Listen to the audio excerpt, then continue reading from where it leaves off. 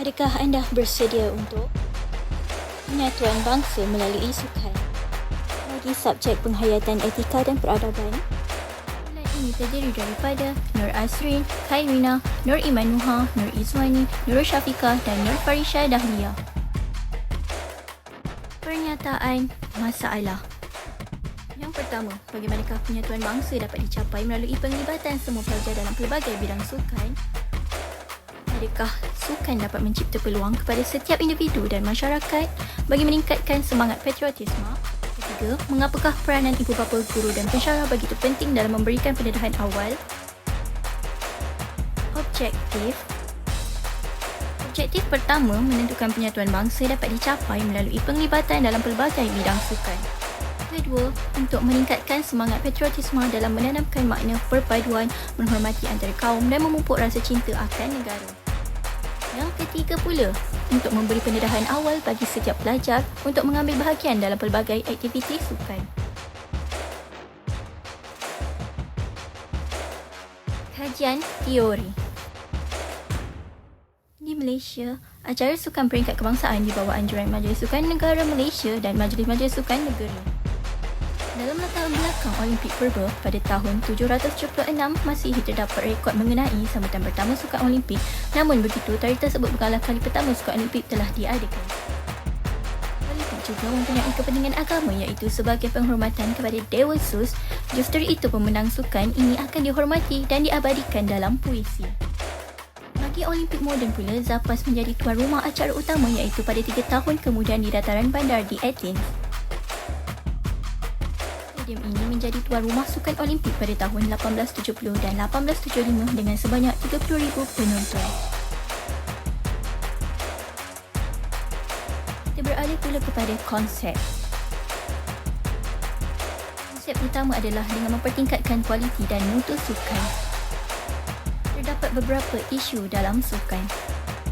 Isu pertama, kurangnya pendedahan awal terhadap kebaikan dan kepentingan sukan. Isu 2, kurangnya semangat patriotisme dan perpaduan terhadap negara. Isu 3, kebanyakan individu lebih gemar untuk bersukan dengan rakan berbanding bangsa yang lain. Beralih pula kepada analisis data. Bahagian A, demografi. Berdasarkan graf berikut, wanita lebih suka mengambil tahu mengenai isu semasa berbanding lelaki. Yang kedua, hasil kajian ini didapati bahawa bilangan para pelajar lebih ramai berbanding jenis pekerjaan yang lain.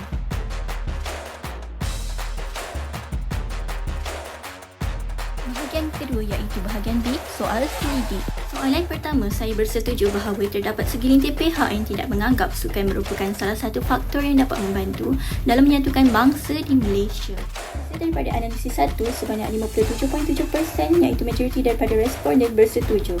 Analisis soalan kedua, sebanyak 80.8% iaitu 21 orang daripada 26 orang responden bersetuju bahawa di Malaysia terdapat pelbagai jenis sukan yang punya skop penyertaan yang meluas. Analisis soalan 3, sebanyak 92.3%, 24 orang responden bersetuju bahawa para atlet, peminat dan anggota masyarakat perlu memahami dan menghayati intipati slogan atau lagu yang dapat menanamkan semangat cinta akan negara melalui sukan.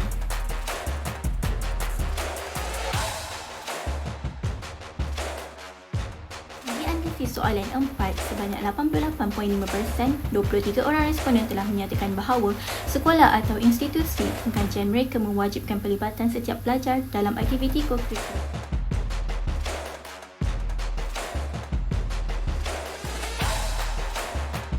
Bagi analisis soalan yang terakhir iaitu sebanyak 96.2%, 25 orang responden bersetuju bahawa sentiasa mendorong dan mendedahkan para pelajar bagi melibatkan diri di dalam pelbagai aktiviti sukan.